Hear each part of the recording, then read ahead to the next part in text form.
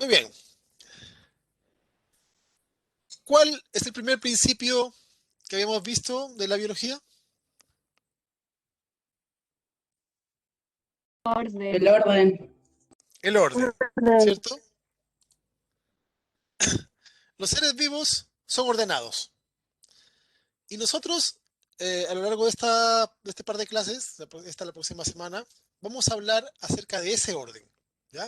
Vamos a ver cómo elementos simples, sencillos, como son los átomos, se van a organizar para formar elementos complejos, o por lo menos más complejos que ellos, que son las moléculas. Eh, Hay moléculas de diferentes tipos, inorgánicas, orgánicas. Algunas forman estructuras más grandes ya, llamadas macromoléculas.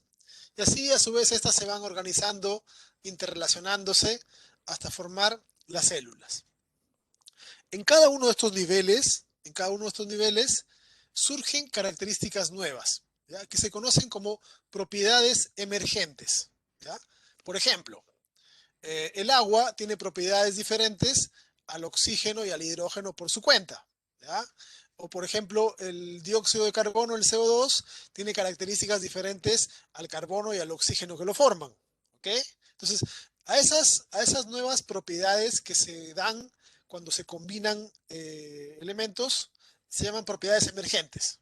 Por ejemplo, es diferente decir un grupo de aminoácidos a que esos aminoácidos estén formando una proteína. Las características y funciones son completamente diferentes, ¿ya? Y aquí, en cada nivel, surgen nuevas propiedades. Y en esta escala de orden que tenemos los seres vivos, la propiedad más importante surge cuando los complejos moleculares y todo lo que está hacia abajo se organiza para formar las células. Porque allí es donde surge la propiedad llamada vida, ¿ya? Entonces, he marcado lo de células hacia arriba en rojo porque, porque de ahí para arriba hay vida, ¿ya? Bueno, eh, me preguntan ahí en el chat en privado si dice el sistemas, ¿ya? No lo puse por espacio, pero sí, pueden ser órganos, tejidos, sistemas, ¿ya? Etcétera. Pero era solamente por dar un ejemplo de orden, ¿ya? Pero lo que sí quiero que les quede claro es que la propiedad de vida surge en las células. Así que no quisiera nunca escucharlos decir, por ejemplo, que el ADN se murió, ¿ya? Porque el ADN jamás ha estado vivo, ¿ok? O decir que una proteína está viva, o decir que una mitocondria está viva. No se puede decir eso. Es incongruente, ¿ok? Podemos decir, por ejemplo, que un tejido está vivo o no. Podemos decir el tejido se murió, o por ejemplo, un órgano se murió, se necrosó, el corazón, qué sé yo. Se puede hablar de eso, pero no se puede decir ¿ya? Que una molécula o macromolécula presente la propiedad de vida o no, ¿ya? Porque a ese nivel no ha surgido esa propiedad. Uno puede decir que una molécula está, por ejemplo, una proteína, puede decir que está desnaturalizada, o puede decir que está degradada, o puede decir que está, qué sé yo, eh, fraccionada, pero no viva ni muerta. ¿Ok? Eh, no sé qué es Dead Island, pero, pero en términos, con respecto a los virus, hay toda una forma de hablar diferente, ¿ya?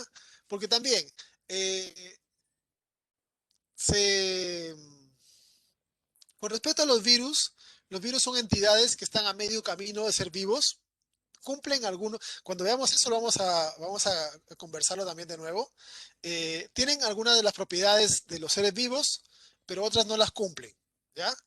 Eh, pero aún así, en el léxico común se dice, por ejemplo, que hay vivos muertos, eh, pero tiene que ver con el hecho de si tienen capacidad infecciosa o no, ¿ya? O capacidad replicativa, etcétera, ¿ya? Eh, de cierta medida se los podría considerar como si fuesen robots porque son autómatas, pero en realidad, si te pones a pensar así, cualquier ser vivo es autómata porque sus moléculas funcionan de manera automática. No es que el ser vivo conscientemente decida hacer una cosa u otra, ¿ya? El concepto de decisión ya surge en el desarrollo de cerebros eh, con gran complejidad, ¿ya? Pero en general, los seres vivos son simplemente máquinas programadas y que bioquímicamente reaccionan al ambiente, ¿ya? Eh, y cuando hablemos de virus, veremos las diferencias importantes que tienen con los seres vivos. También son ordenados los virus, pero hay otras cosas que no cumplen, ¿ok? Entonces, volviendo al tema, vamos a hablar acerca de cómo los seres vivos están ordenados. Y partiremos con los elementos más sencillos, que son los átomos, ¿ya? Bueno, a ciencia cierta, ahora no se les puede engañar, hay cosas más chicas que los átomos. Imagino que han escuchado hablar protones, neutrones, electrones, es como lo clásico. Pero también, si han estado atentos, por ahí alguna que otra noticia, habrán escuchado acerca de otras partículas subatómicas, ¿ya? Como son los bosones, el más famoso, el bosón de Higgs, que por un error tipográfico le llamaron el bosón de Dios, ¿ya? Ese no era el nombre que había mandado el artículo, pero se equivocaron al escribir. Pasó. Bosones, fotones, ¿ya? Neutrinos y un montón de otras cosas minúsculas. Ahora, la física, la física de partículas, con suerte está entendiendo cómo funcionan estos en ambientes ultracontrolados, como son, por ejemplo, los ciclotrones, ¿ya? Así que, ¿qué hacen estas partículas a nivel de un ser vivo? Estamos todavía lejos de saberlo. Probablemente tengan funciones. De algunas cosas ya se sabe. Por ejemplo, de repente han escuchado la cadena de electrones de la mitocondria, ¿ya? O que algunos seres acumulan protones en algunas partes. Se sabe de algunas cositas, ¿ya? Del funcionamiento de estos elementos más pequeños que un átomo. Pero en general vamos a dejarlos como de lado para hablar acerca de lo que ya se conoce como que cumple roles de interés, que vendrían a ser los átomos en sí. Por cierto, como una curiosidad, los átomos son elementos eh, en donde la mayor parte de su espacio es vacío. Por ejemplo, imagínense el átomo de oxígeno. ¿Ya? Imagínense que a un átomo de oxígeno lo hacemos tan grande como una cancha de fútbol. ¿Ok? Si lo hacemos tan grande como una cancha de fútbol, el núcleo de ese átomo sería del tamaño de un botón de camisa. ¿Ya? Ahí donde estarían ahí los protones y neutrones sería el tamaño de un botón de camisa. Y los electrones estarían paseándose a la altura del córner por ahí. Y todo lo que está en medio es espacio vacío. ¿Ya? Entonces, los átomos en sí son elementos que dan apariencia de estructuras sólidas, pero es porque tienen toda una serie de lo que uno siempre dibuja ahí, como esos circuitos, que es donde se pasean los electrones, que evitan que en esa región se vaya a colocar otro núcleo. ¿Ya? Salvo en las estrellas de neutrones y otras zonas que se colapsan, los átomos son así. ¿Okay? De hecho, uno de los científicos del MIT eh, determinó de que si tomásemos a todos los 8.000 millones de humanos que somos y compactásemos nuestros átomos, toda la humanidad cabría en el espacio de una manzana. ¿Ya? Pero pesaría, pesaría como 50.000 millones de veces más que una manzana. Bien, en la naturaleza vamos a encontrar una gran cantidad de elementos. Imagino que eh, no sé si la densidad sería tan grande como para formar un hoyo negro porque se requiere mucha más masa, pero sí generaría una distorsión de la gravedad. Estoy respondiendo a una pregunta que me hacen en el chat. Eh, los elementos en la naturaleza los encontramos en diferentes cantidades, ¿ya? Y ustedes deben saber de que existen más de 100. Creo que van en 120, 121, no me acuerdo cuántos van, pero a los científicos les gusta construir más elementos nuevos, aunque sean radiactivos y peligrosos y lo que sea, el hombre le gusta hacer esas cosas. Eh, pero no todos se usan en los seres vivos, ¿ya? Hay átomos que son inestables, hay átomos que desaparecen, etcétera. Uno de los ensayos más precisos que se realizó con respecto a la estructura y composición de un humano, esto se hizo con cadáveres de chinos, sobran chinos parece y hacen de todo allá. eh, eh, se encontró de que en un ser humano existen una gran cantidad de elementos, siendo los más abundantes oxígeno, carbono, hidrógeno. Pero hay cosas que son raras realmente, ¿ya? Por ejemplo, se encontró aluminio, se encontró boro, selenio, arsénico, ¿ya? Indio, oro, vanadio, uranio, tungsteno, ¿ya? Ahora, fíjense las cantidades. 0,0000, un montón de ceros y un numerito atrás, ¿ya? Cantidades ínfimas. Ahora, el hecho de que se haya encontrado cobalto en un ser humano no significa necesariamente de que funcione en un ser humano. El hecho de que se haya encontrado tántalo, ¿ya? No significa que tenga un rol necesariamente, ¿ya? Se encontró sodio, ese sí tiene rol, ¿ya? Eh, entonces, ¿por qué si un elemento está en un ser humano, cómo diferenciamos o qué es lo que hace que un elemento tenga un rol o no tenga un rol? Y ahí es lo que vamos a diferenciar adentro del grupo de elementos a los denominados bioelementos, ¿ya? Los denominados bioelementos. Eh, de los, de los más de 100 elementos que encontramos en la naturaleza o que han sido fabricados en laboratorio, más o menos una cuarta parte se han encontrado que cumplen roles en los seres vivos. Esto también va cambiando, ¿ya? Cuando se hicieron los primeros estudios, se dijo de que eran 18 los elementos esenciales, pero después se encontró otros más y así se ha ido sumando, ¿ya? En la actualidad, se consideran 28 los bioelementos, o sea, elementos que cumplen algún tipo de función, ¿ya? Si el día de mañana, el próximo año, qué sé yo, se encuentra que alguno de los otros átomos cumple algún rol en algún ser vivo, pasará a ser considerado como bioelemento, ¿ya?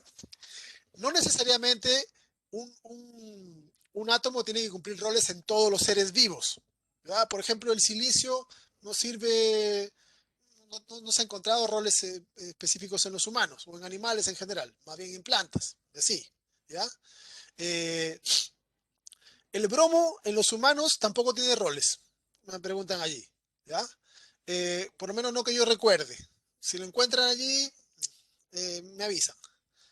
Eh, pero sí se ha encontrado que tenía roles en algunas bacterias.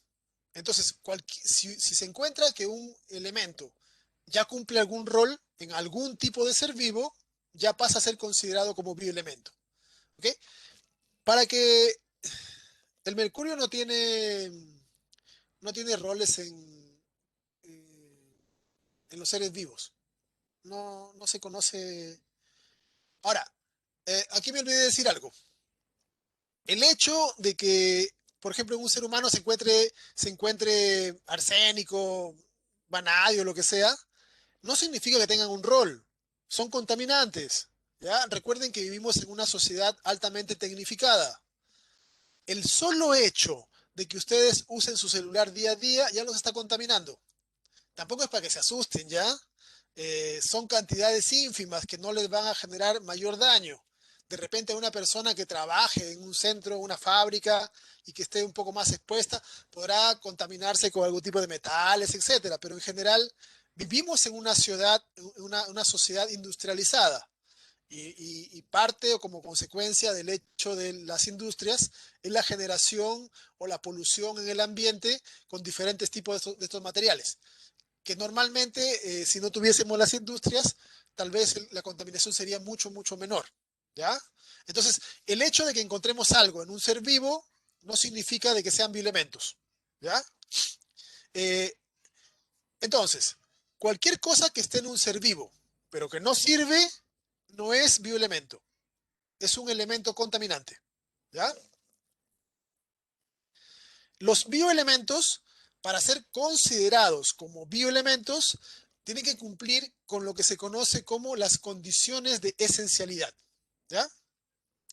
Las condiciones de esencialidad eh, son en esencia cuatro, están expresadas de diferentes formas, las pueden encontrar en los libros con diferentes formas, pero en general se refieren a esencialmente lo mismo. ¿Ok? Las condiciones de esencialidad nos dicen de que un elemento va a ser bioelemento si el individuo, al no ingerir cantidades adecuadas, se enferma. ¿Ok? No sé, piensen en cualquier elemento. El fierro. ¿Qué pasa cuando uno no consume suficiente fierro? ¿Qué nos da? Anemia. No escuché. Anemia. Anemia, ¿cierto? ¿Por qué da anemia?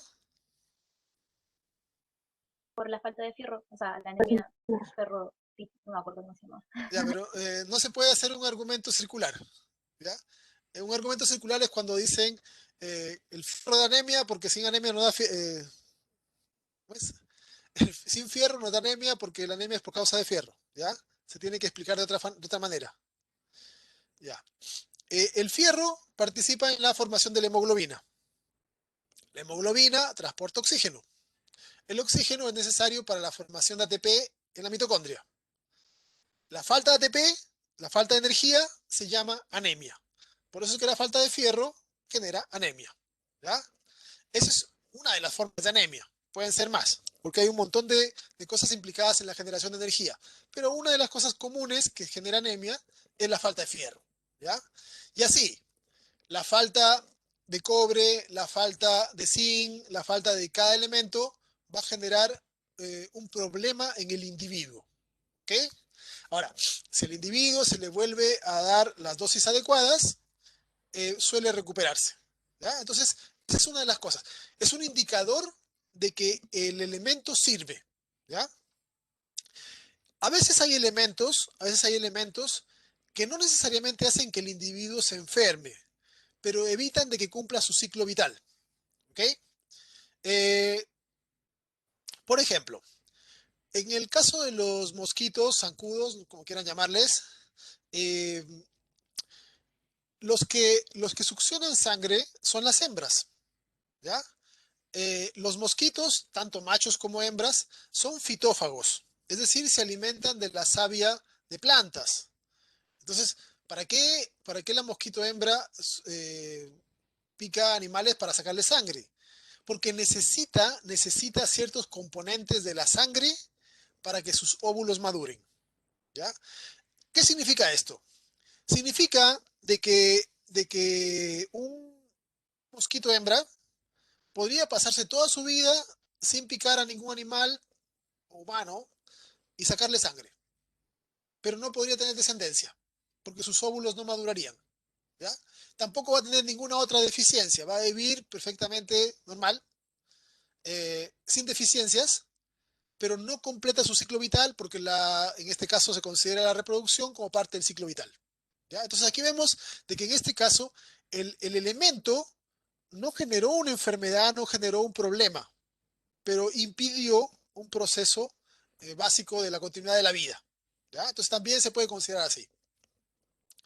Otra de las cosas, otra de las cosas eh, es que el, el elemento va a influir directamente en el metabolismo del individuo. Es decir, tiene que demostrarse del rol. En el caso de la hemoglobina, tenemos de que la hemoglobina, se sabe que forma parte de la estructura, o sea, perdón, el fierro forma parte de la estructura de la hemoglobina.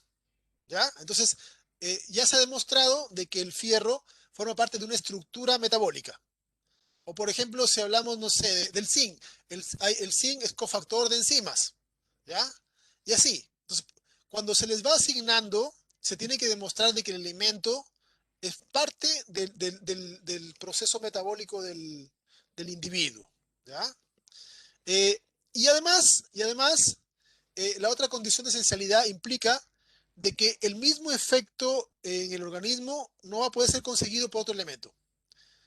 Volvamos al caso de la anemia. Si a una persona le falta fierro, el fierro es un catión más 2. Yo le puedo dar calcio, que también es catión más 2, o zinc, que es catión más 2, y no le va a servir de nada. Yo a la persona la puedo llenar de zinc o de magnesio o de otro catión parecido, pero no le va a servir. Lo que necesita es fierro. Entonces, el efecto sobre el individuo no puede ser conseguido por otro elemento. Esos son los principios o condiciones de esencialidad. ¿Ya? Entonces, con esto se demuestra de que el elemento es necesario para, para, para la vida del individuo, ¿ya? Y va a ser vital. Pero ojo, ojo, si a una persona, como hemos dicho hace poquito, le privamos de fierro, le va a dar anemia. ¿Saben lo que le da a una persona cuando tiene exceso de fierro? Se intoxica, ¿no? Se intoxica, ¿ya?